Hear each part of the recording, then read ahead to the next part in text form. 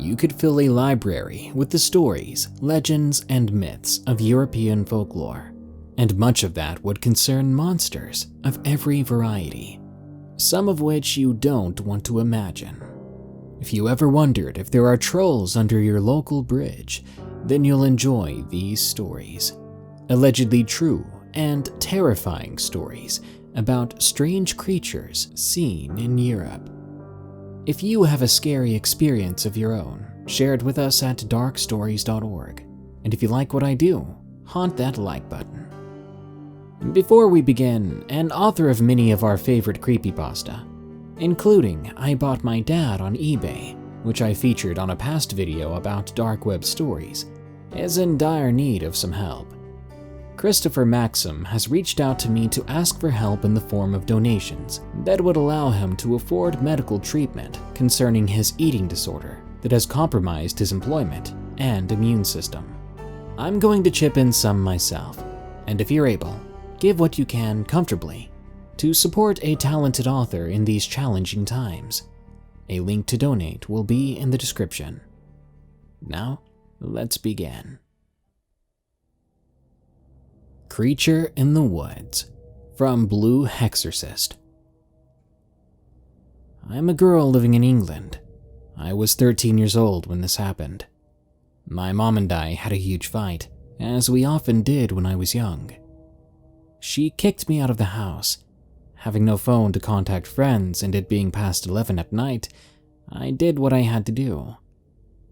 I went into the woods to find some cover from the rain, right next to my secondary school. I found a nice dry patch of thick grass under a big tree, tried to get some sleep before I ventured over to my friend's house in the morning. I'd been smart enough to bring a throw blanket with me, which helped to protect me from the cold November chill. I can sleep almost anywhere, too. Anytime. It's a talent of mine. Soon I had fallen asleep. I woke up suddenly. The woods around me were dark, and it was freezing cold, still raining. I checked my watch, and it said it was around 2:30 a.m. I settled back down to try to get more sleep, when I heard a shriek, not a human shriek, but something animalistic. It terrified me. I jumped up from my makeshift bed, gathering up my backpack and stuffing my blanket in there.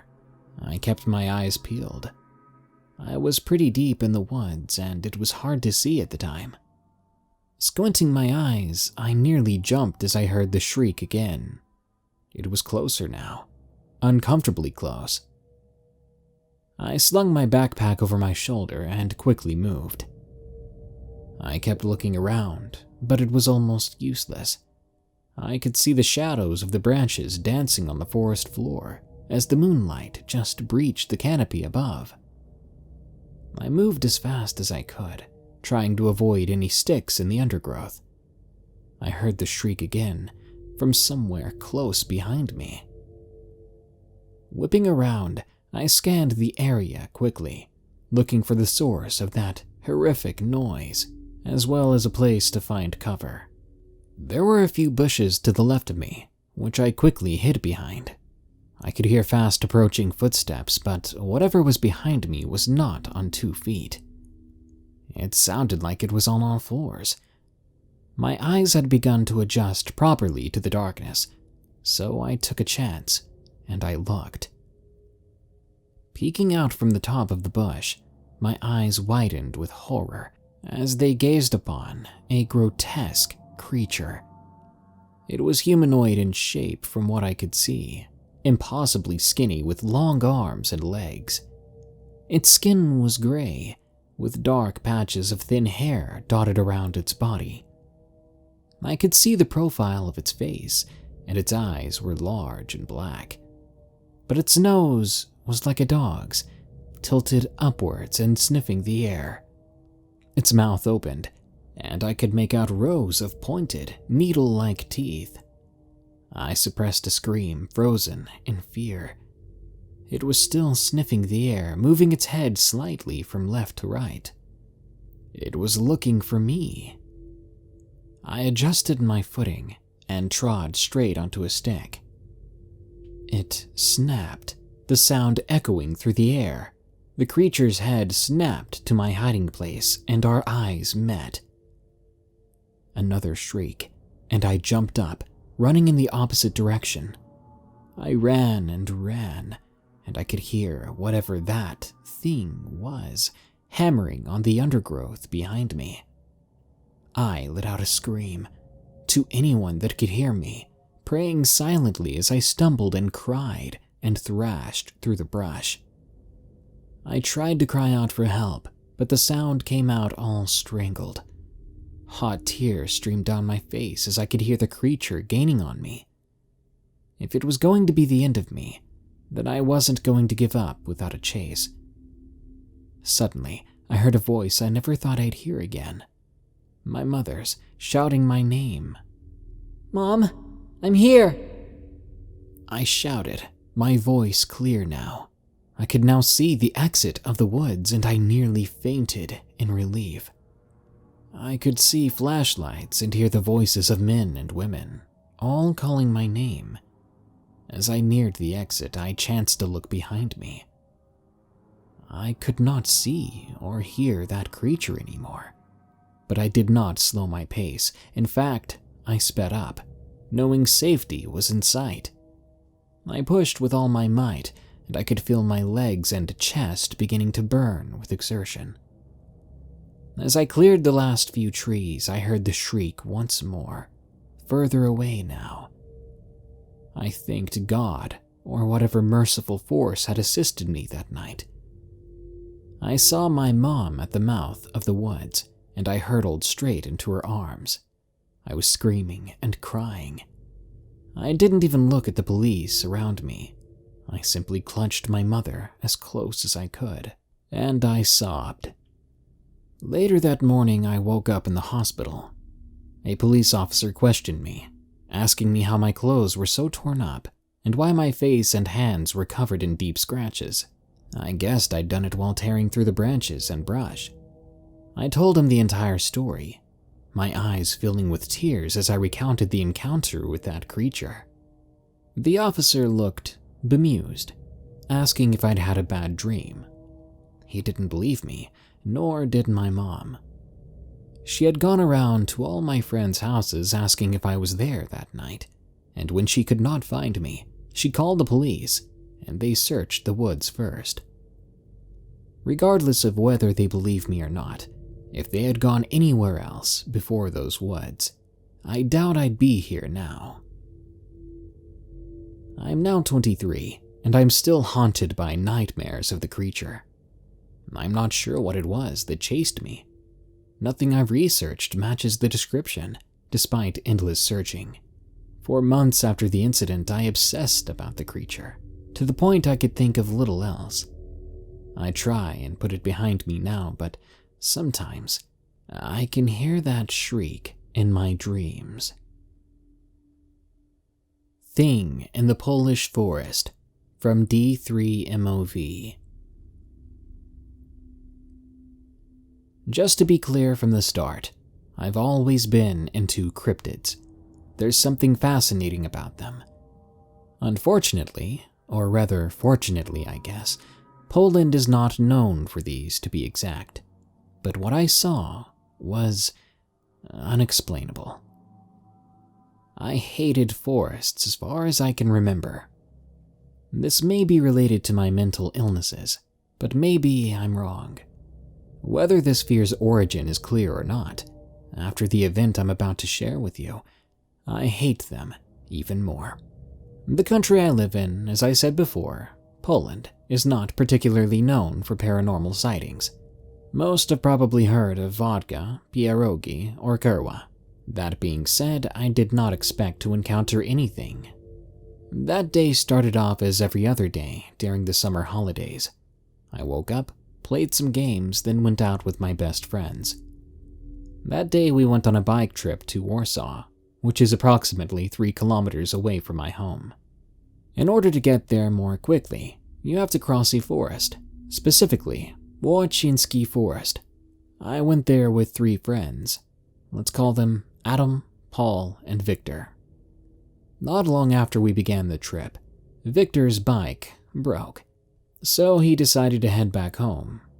Quickly after that, Paul said he'd go with them, so I was left with Adam. We had a lot of fun driving around a big city. In fact, we had so much fun that it got dark sooner than we thought. It was pretty late, about 10 p.m., so we decided to go back to our town. At approximately 11:20 p.m., we were near said forest, and I didn't like that at all. But we wanted to get home as fast as we could, so there wasn't really any other way. Oh boy, did we regret that decision. Immediately after we got into the forest, we felt odd. To make the situation worse, none of us had a bike torch. We had to use the flashlights on our phones. Bad luck decided that I fell off my bike because the wheel got into sand and I slipped. Adam stopped to see if I was okay, and as soon as I stood up, we heard this strange sound. It's hard to describe, but the best way I could describe it would be a really, really high-pitched sound with a dose of static behind it. Immediately, our ears began to hurt. We instinctively covered them, but as quickly as the sound had suddenly came, it went quiet. We looked at one another in confusion and were just about to keep going when we heard footsteps around us. You might think, why weren't we even faster getting on our bikes? But I gotta tell you, I can't explain why, but we were so curious of what we were hearing. We were scared too, though. After some time, when the footsteps stopped, we decided to continue our way back. But that didn't last long. We didn't have to wait long until the sound came again, but louder. It was so painful that we couldn't hear our own thoughts. And then, again, you guessed it, it suddenly stopped. We started to freak out, looking around. But then Adam froze in fear. I saw his eyes pinned in the direction he had the phone flashlight in. I asked him, "Adam, what do you see?" After that, I did something I regret to this day. I looked in the same direction. I saw it. I saw it standing there, tall, black, no features, just a mass of darkness. It seemed to look at us with curiosity, but we sure weren't curious now, just frightened. After some time that felt like an eternity, we broke out of the trance and sped off on our bikes. To our horror, it was chasing us. We rode as fast as we could, and we just barely managed to get out of that hellish forest before that nonsensical creature made it to us. As we got to the other side of the street, outside the trees, gasping for air now, we took a last glance back. There it was again, standing in the tree line, but it seemed different now. It seemed to have opened what appeared to be eyes that were white and glowing. The moment a car drove by, the thing just disappeared, as if it had never been there. Man, I still have nightmares about it, and sometimes when I try to fall asleep, I hear that sound, this high-pitched, ear-cracking sound. I've no idea what me and Adam had seen, but I'm sure about one thing. I hate forests. My Family's Shadow, from L. My family has seemingly been haunted by some sort of shadow being for years, and I hope to get my family's stories out there. I live in Ireland, Northern Ireland to be specific. I lived in the country, fields very remote, until I was 2 and moved to the town when my parents split up. My great-grandmother who lives out in the country has told me time to time about the strange people she sees. Shadow-looking people, standing in random places around the old and abandoned farm and fields. We lived not too far up from her old house on a slightly raised hill. My mom had been given the land from my late great-grandfather, and she built a house for my family on it. One day my father had been sleeping because he was tired from work when he heard my mother park the car outside and me, my brother, and mother get out of the car and walk in. With eyes slightly open, he saw the door to his room open. He saw what looked like a shadow walk into the room and lie down right next to him. He spoke to it, thinking it was my brother. "I'll be up in a second." Then he fully opened his eyes. He looked beside him to see nothing there. Confused, he looked around the room but saw my brother nowhere. Then my brother and I actually did walk through his bedroom door. He was surprised, to say the least. In my previous house, I lived in front of a chapel. You'd think it was a safe place to live, but to me, it never was. I woke up one night needing to use the bathroom. I walked over to my door, opened it, and walked into the bathroom. Closing the door, I saw the shadowy head and shoulder of a person with long, misty fingers wrapping around the bars of the banister. This meant that that thing was standing on the stairs looking through. I slammed the door shut, quickly stifling a scream by covering my mouth with my hand. Tears appeared at the corners of my eyes as I shouted for my mom to come to the door. When I heard her coming, I wiped my tears and unlocked the door for her. She walked me from the bathroom to my bedroom, obviously confused, but I went in and ran to my bed. I covered my head with covers and cried, thinking about the thing that could be lurking around our house at any time. I didn't sleep that night, but I know I heard my door opening and never did close. This is a family mystery. I've heard stories about these things from family members for years. The only thing I'm scared of now is passing these things onto my future children, or if my nearly 3-year-old sister starts to see these shadows too. Childhood Encounter and Nightmare from Black Wolf 96237. I'm 23 years old, but when I was around 6 or 7, I lived in England with my family. Minus the bullying I went through, it was fine. My dad was in the army though, and I rarely got to see him. One night I was heading off to bed. I couldn't remember what I was doing before then, but I do remember a dream I had. That weird dream.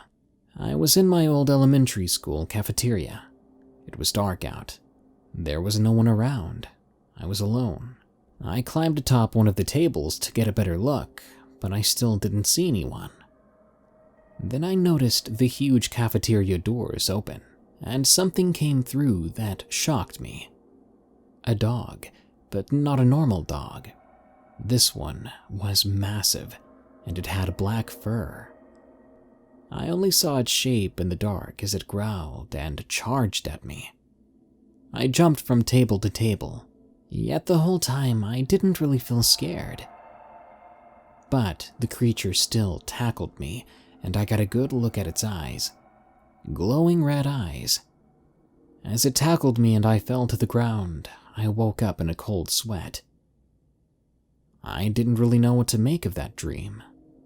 I carried on the rest of my day as usual. I soon was riding my bike in the old neighborhood. My neighborhood had some houses connected to each other, and it had a huge forest. I remember riding my bike. It was still bright out, and the weather was pretty nice. I stopped for a moment. I didn't have a phone at the time, so my mom made me and my brother and sister carry walkie-talkies, so we could stay in contact. I was about to get back to riding my bike when I heard movement next to me. I was a curious kid, so I looked over, and I was horrified at what I saw. There, all too close, was a black dog. It looked different than a normal dog, and I knew then that I'd seen that dog before. I watched it, and it watched me. It slowly walked over to me. I didn't move, I simply watched this huge dog walking over to me.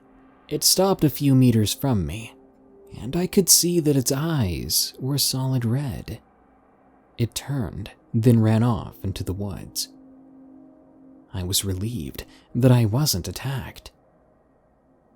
I didn't tell anyone about the weird dog, assuming or maybe hoping it was a neighbor's dog that got loose. Fast forward, after we moved to the US, my dad left the army so we could spend more time together. At one point, I was watching an old show called Lost Tapes on Animal Planet. It used to be popular at the time. An episode came on about hellhounds. I never knew what a hellhound was until then. I looked it up on the internet to study up a bit more. I was creeped out by what I found out. I remembered the dream then, the one I had as a child, and I remembered the dog I saw in the dream and by the woods.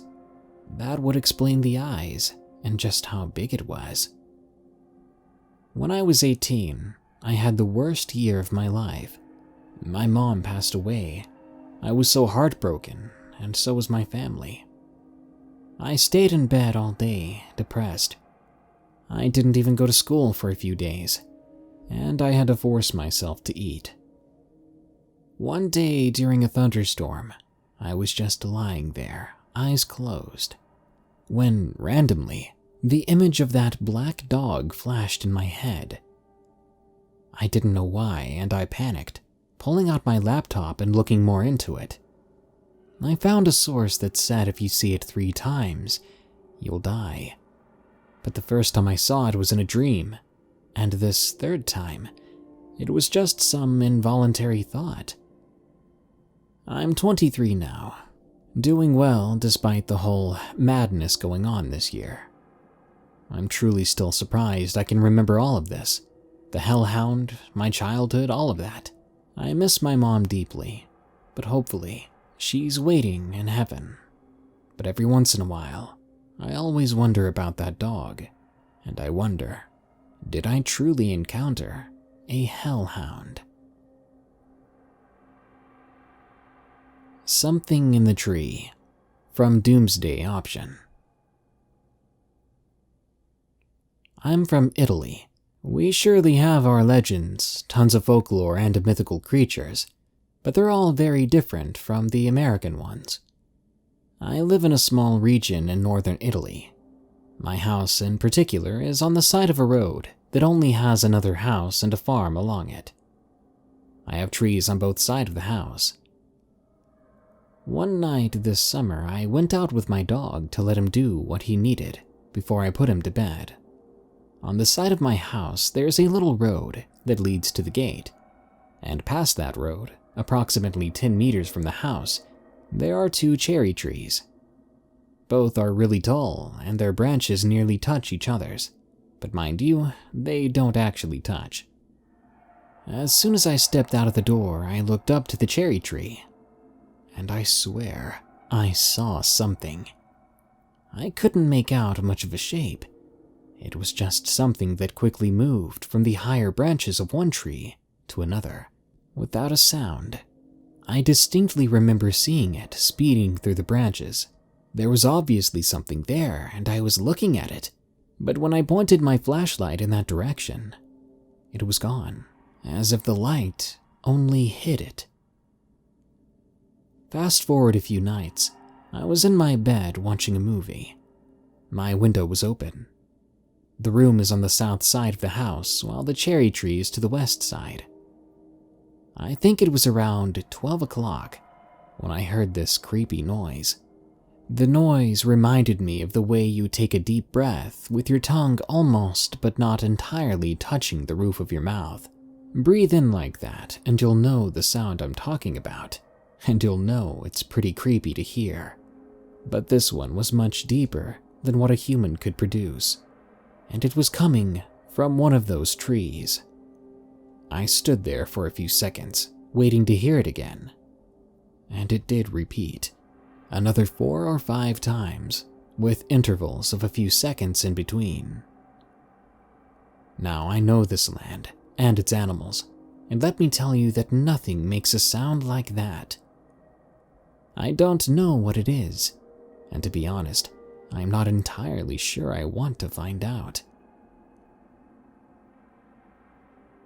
Morning Vampires from Dutchvrouw. I'm from Romania. This happened a long time ago, 20 years back, I think. One early morning, if I remember well, my mom and I were preparing to walk together to school. I was in general school, and we went every morning like that if we could. We didn't have a car at the time, and the school was close enough. The walk was only 15 to 20 minutes. We were running a bit late that morning, so my mom was in a hurry, walking very fast and keeping a tight hold of my hand, forcing me to match her speed. She just didn't really want me to be late for my classes, I guess. On the street where I lived, there's a church. It's still there to this day. That morning we passed by the road it was on. I remember the road being quite deserted. It was an early hour after all. I'd only seen a few people in the distance. I also remember the morning being very cold. The sun had only just come up. Now, the fence of the church next to us, it was half cast iron, and the bottom half was stone with an edge that you could sit on. As we passed by the church, near the entrance, we saw two people sitting on the edge of the stone. One of them was an elderly woman. I'd say she was around 60 years old. The other was a little girl, around 7 or 8. I turned my head to look at them. I was surprised to see these two people out this early, just sitting there. It must have been 7 a.m. by then. As I was watching them, both of them began to smile at me. Between the two of them, their gazes and smile were simultaneous. It was so odd that I remember thinking how creepy it was. And then both their mouths opened, revealing their teeth. Teeth so bright and perfect and white. And surprise, surprise, both of them had canines that were disturbingly long, much longer than the rest of their teeth. I would call them fangs at that point. Teeth like that do not belong on the human body. And those smiles, so creepy that even today when I write this, it gives me chills and goosebumps. I'll never forget this. And those smiles being so creepy, it basically imprinted in my brain. This memory is so fresh in my mind. I was watching them, even as we began to get distance between us. Once we were far enough away, I turned to ask my mom if she saw them, and she said yes, but we needed to hurry to get to school on time. I guess she did see them, but she never did see those creepy fangs. After we kept walking for a while, I turned and I could still see them in the distance, and even from there, I saw that they were smiling, showing me those horrific teeth. I felt my blood run cold.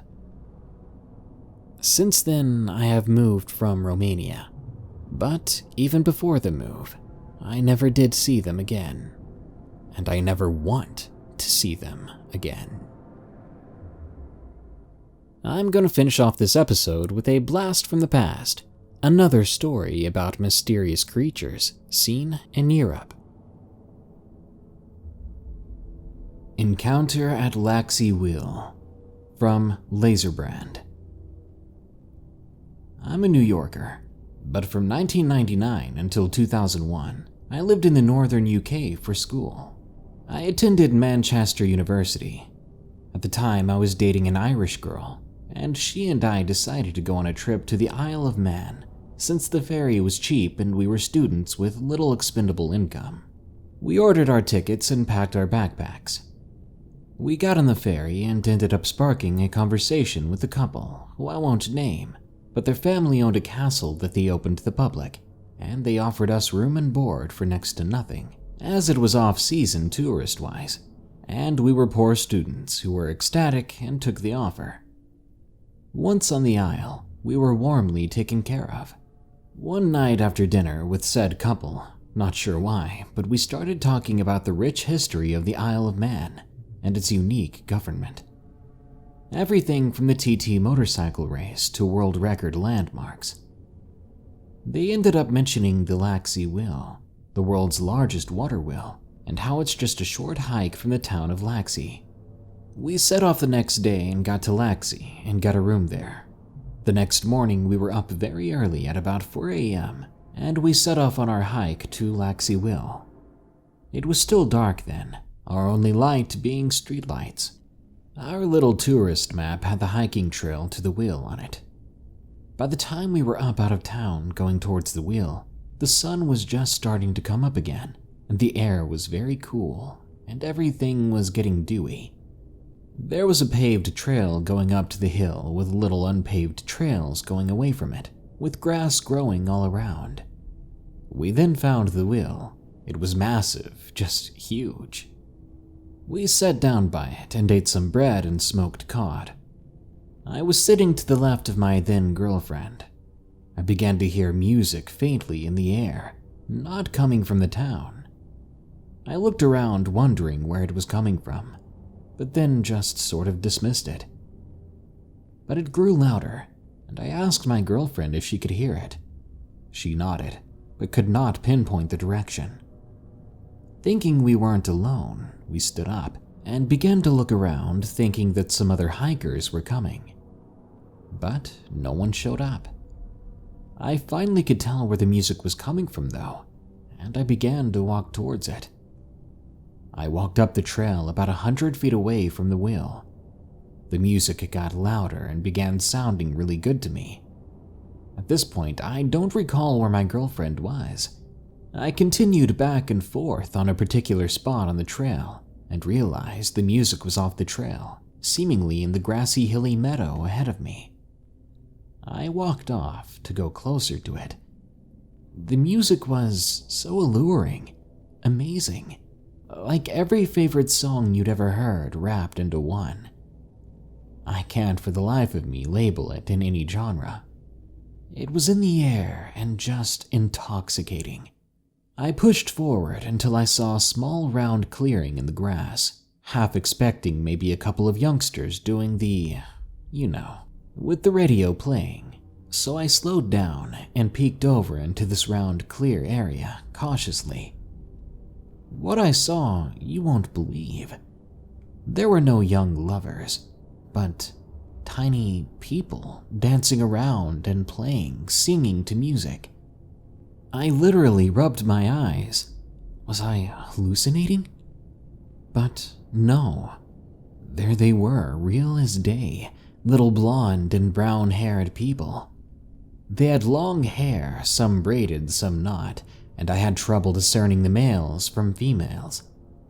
They were dressed in what I could only call Renaissance outfits. Some had hats on, and there were about 30 of them altogether. They were dancing roughly in a circle with a blonde woman standing in the middle, not dancing, just standing there being tended to by what appeared to be servants. Besides being very small, about 8 to 10 inches tall, she was very beautiful. She had a teal blue dress on and long blonde hair down past her waist. It was braided on her head, like a French braid, then it combined into one braid with tassels at the end.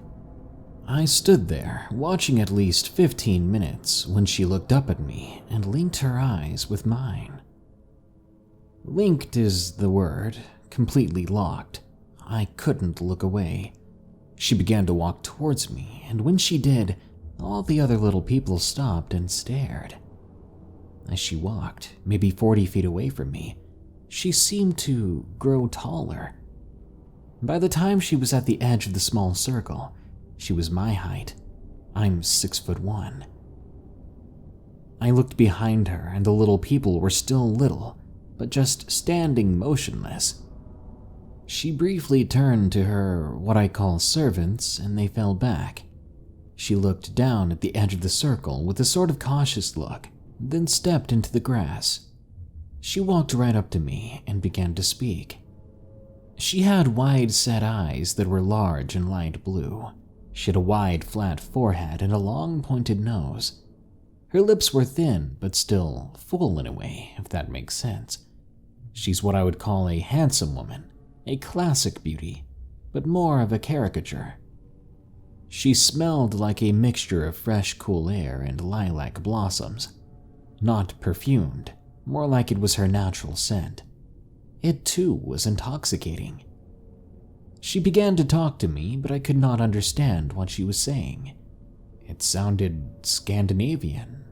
That's the only man-made language I can think of that reminded me of this. I could tell she was asking me questions, but I could not understand what. She gestured behind me, as if to ask, did I come from that direction? I said I was sorry to intrude and that I came from the water wheel. She mimicked what I said, but in a questioning tone.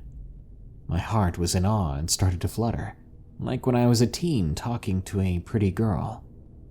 She held out her left hand and I reached out to touch it. Her fingers were beautiful and particularly long, like a good third longer than they should have been. I held out my right hand and held hers. It was warm and soft and quite strongly gripping. She didn't try to pull me, but when I relaxed my hand, she held mine more firmly. She stepped closer so we were face to face. I could feel her breathing on me as she spoke.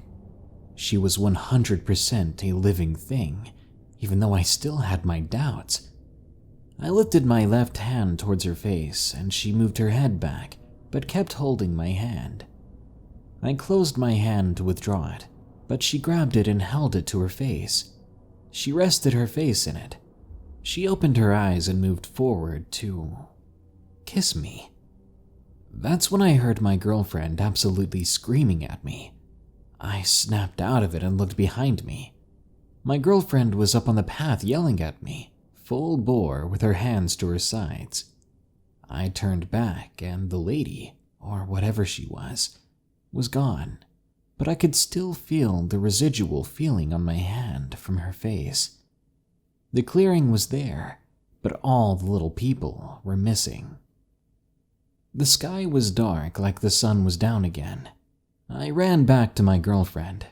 She said she had looked for me all day, and when she found me, I was just standing there completely motionless, like I was about to kiss someone who wasn't there. She said she was afraid to leave the trail because of stories she had heard when she was growing up in Ireland. Stories about the Fae folk. I'd been standing there so long that even people from town had begun looking for me. It was sundown, but for me, it had been early morning when I last spoke with my girlfriend. To this day, I have not lived a single minute without thinking of that woman. My heart physically aches and yearns for her. I honestly don't know what she was, but she couldn't have been human. Well, that brings us to the end of this Darkness Prevails episode. I hope you enjoyed it, and if you did, be sure to like and share this episode. If you have a story of your own, and you want to have it narrated, share it with us at darkstories.org. Until next time, here are the credits to my patrons who continue to donate or have donated in the past. Remember, stay safe out there, and stay creepy, because this world is a strange one.